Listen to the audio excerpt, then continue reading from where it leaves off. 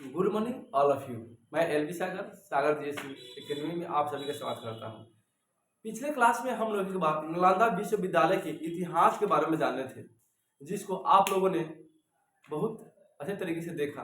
और क्या हुआ, आप लोगों ने डिमांड किया कि सर विक्रम विश्वविद्यालय के बारे में भी, उसके इतिहास के बारे में कुछ बताइए। तो चलिए आज क्लास में हम लोग विक्रमशिला विश्वविद्यालय के इतिहास के बारे में देखेंगे कि विक्रमशिला विश्वविद्यालय का इतिहास क्या था और उसकी स्थापना कौन करवाया और उसमें पढ़ाई कैसे होता था और उसको वो कैसे नष्ट हो गया जो प्रभाव में नहीं रहा। चलिए आइए शुरू करते हैं विक्रमशिला विश्वविद्यालय। देखिए 8वीं शताब्दी में पाल वंशीय शासक धर्मपाल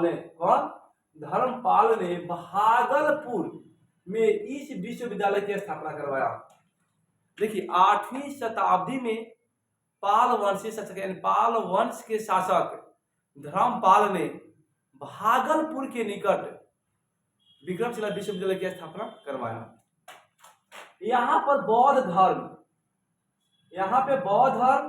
और बौद्ध दर्शन के साथ साथ न्याय, तत्व ज्ञान और व्याकरण का भी अध्ययन कराया जाता था।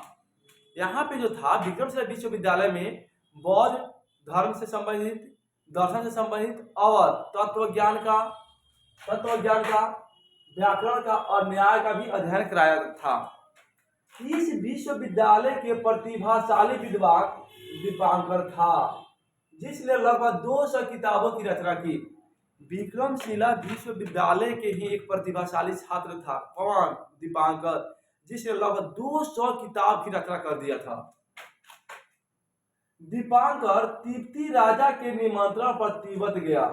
अब क्या हुआ, तिब्बती राजा का कि दीपांकर को निमंत्रित किए, यानी बुलाए, आमंत्रित किए। तो क्या हुआ, दीपांकर जो था तिब्बत भी गया। और क्या हुआ, तिब्बत जब गया तो वहां पे बौद्ध धर्म के प्रचार प्रसार में इसका महत्वपूर्ण योगदान था।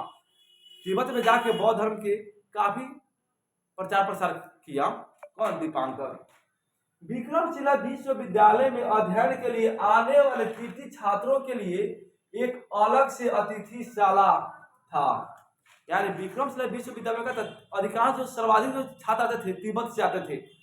और क्या था, उसके लिए एक अलग से अतिथिशाला होता था, विशेष समझ लीजिए, अलग से। 12वीं शताब्दी में इस विश्वविद्यालय में विद्यार्थियों की संख्या 3000 थी। इसके कुलपति 6 भिक्षुओं की, यानी जो पंडित भिक्षु थे, उसकी सहायता से प्रबंध और व्यवस्था करते थे। यानी जो भी कॉलेज की प्रबंध व्यवस्था होता था वह करते थे कुलपति 6 भिक्षुओं की सहायता से। कुलपति के अधीन 4 विद्वान द्वार पंडितों की एक परिषद प्रवेश लेने विद्यार्थियों की परीक्षा लेते थे। यानी कुलपति के अधीन 4 लोग क्या थे, विद्वान पंडित थे, जो प्रवेश द्वार पे क्या करते थे, यानी बच्चों को जो छात्र थे कॉलेज में प्रवेश लेते थे उसके लिए क्या करते थे, उसके लिए एग्जाम लेते थे। उस क्लास एग्जाम में जो बच्चा उत्तीर्ण होता था उसको प्रवेश मिलता था, अन्यथा प्रवेश नहीं मिलता था। बख्तियार खिलजी ने 1203 ईस्वी में इसे जलाकर नष्ट कर दिया। इसके संदर्भ में जानकारी तबकाते ए नासिरी से मिलती है, जो मिनहाजुद्दीन सिराज की फारसी ग्रंथ है। मिनहाजुद्दीन सिराज क्या है, फारसी ग्रंथ है, जिसमें बताया गया कि 1203 ईस्वी में बख्तियार खिलजी ने विक्रमशिला विश्वविद्यालय को जलाकर नष्ट कर दिया था। भाई क्या एलर्जी था इसको।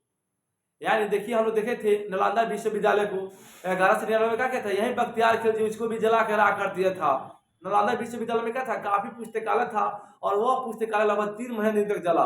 और उसने क्या किया, विक्रमशिला विश्वविद्यालय को भी नष्ट कर दिया। और इसकी बारे में जानकारी तबकाते ए नासिरी से मिलता है, जो मिनहाजुद्दीन सिराज की फारसी ग्रंथ है। चलिए ये रहा विक्रमशिला विश्वविद्यालय के बारे में कुछ महत्वपूर्ण जानकारी।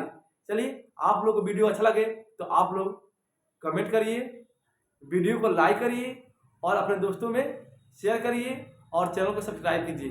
चलिए वीडियो देखने के लिए आप लोगों को बहुत बहुत धन्यवाद।